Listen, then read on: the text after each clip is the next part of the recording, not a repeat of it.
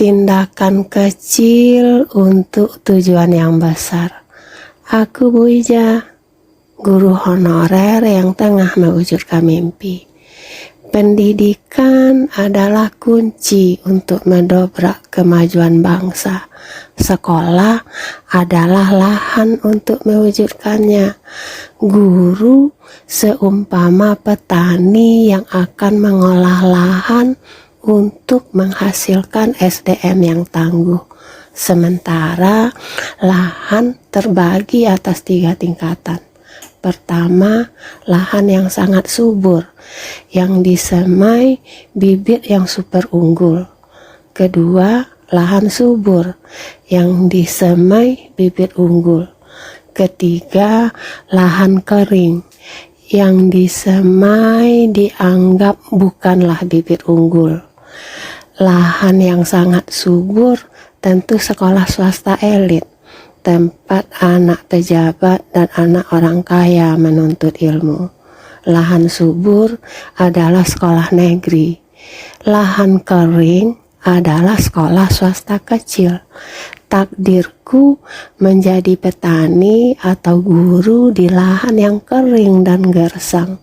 Yang menjadi pertanyaan bagiku, apakah guru yang menggarap lahan yang sangat subur dan lahan yang subur bisa menghasilkan SDM yang tangguh yang akan membawa negara ini menjadi negara maju? Apakah guru yang menggarap lahan yang kering dan gersang, yang disemai dianggap bukan bibit unggul, tidak mampu menghasilkan SDM yang tangguh?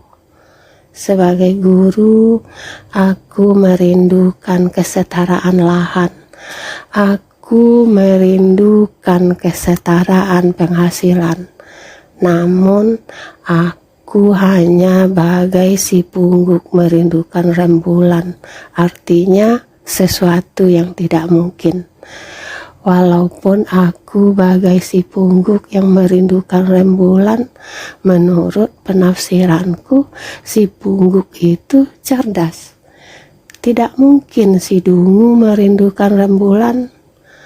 Muncullah pemikiran, bila guru mau berpikir, mau membangun kesadaran bersama dengan melakukan tindakan kecil saja dapat mencapai tujuan yang besar. Dengan melakukan tindakan kecil saja dapat mensejahterakan semua guru dan semua lahan bisa setara.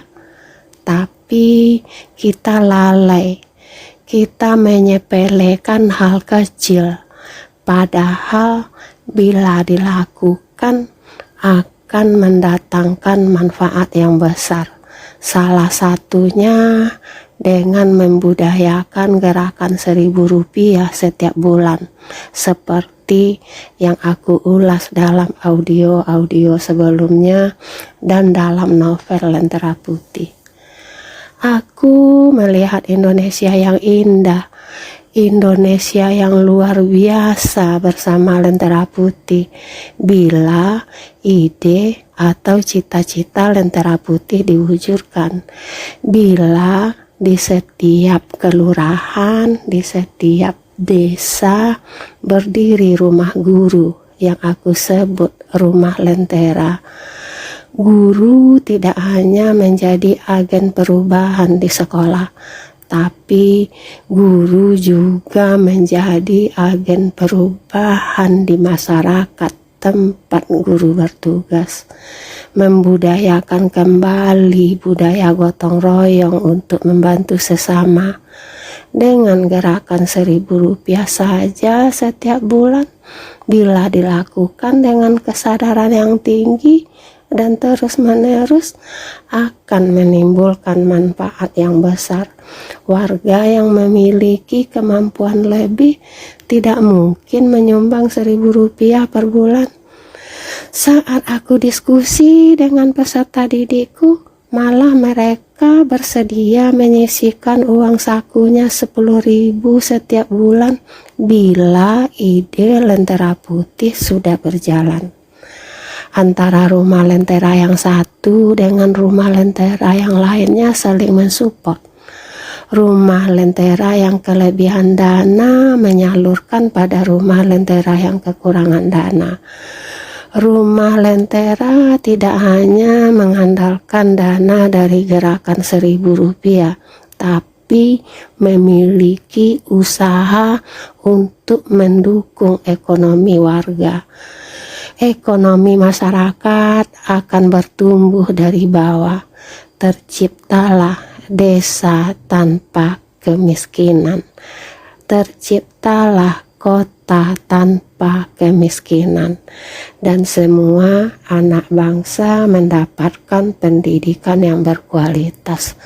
Semua itu bisa kok terwujud bila guru, pemuka masyarakat, orang-orang yang peduli bersama-sama membangun negeri ini kembali ke jati diri bangsa, membudayakan kembali kekeluargaan dan gotong royong yang sudah merupakan kepribadian bangsa sudah sejak dahulu kala, yang namanya berbeda di setiap daerah. Aku masih ingat saat masih kecil dulu, saat masih di kampung, warga bergotong royong mengganti rumah si miskin yang reyot dengan rumah baru. Secara logika, bila sudah menempati rumah yang layak, tentulah hati akan tenang, pemikiran akan cemerlang untuk mencari nafkah. Jika kekeluargaan dan gotong royong kembali menjadi marwah dalam kehidupan sehari-hari, terdapat rumah lentera di setiap desa, di setiap kelurahan, tempat berkumpul guru, pemuka masyarakat, dan orang-orang yang peduli mencari solusi masalah yang terjadi di masyarakat. Warga yang menganggur dicarikan solusi. Warga yang tak punya keterampilan diberikan keterampilan. Warga yang ingin membuka usaha diberikan pinjaman tanpa bunga, tanpa agunan, dengan pendampingan yang ketat.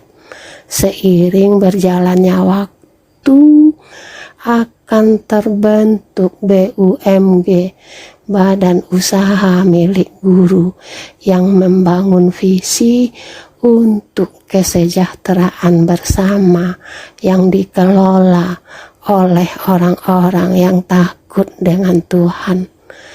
Terciptalah desa tanpa kesenjangan yang dalam. Terciptalah kota tanpa kesenjangan yang dalam. Sebuah ide yang aku hayalkan semenjak guru muda, karena aku bukan siapa-siapa di sekolah. Aku hanya dikenal guru akuntansi yang pendiam. Namun pikiranku tak pernah diam. Aku rangkai ide Lentera Putih menjadi sebuah karya agar terbaca oleh orang hebat. Hanya orang hebat yang punya pengaruh, yang punya faktor penggerak, yang bisa mewujudkan ide Lentera Putih secara nasional. Di usiaku yang sudah tak muda lagi, aku masih berstatus sebagai guru honor swasta atau petani yang menggarap lahan yang kering dan gersang.